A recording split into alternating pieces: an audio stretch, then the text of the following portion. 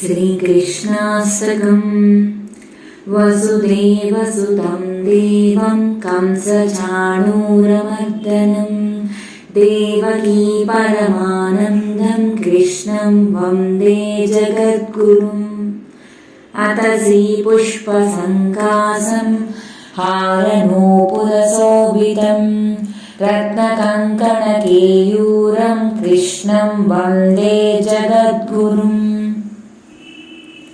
कुटिलालकसंयुक्तं पूर्णचन्द्रनिवारणं विलसत्कुण्डलधरं देवं कृष्णं वन्दे जगद्गुरुम्। मन्दारगन्धसंयुक्तं चारुहासं चतुर्भुजं बर्हिपिञ्चावचूडाङ्गं कृष्णं वन्दे जगद्गुरुम्। उत्फुल्लपद्मपत्राक्षं नीलजीमूतसन्निभं यादवानां शिरोरत्नं कृष्णं वन्दे जगद्गुरुम्।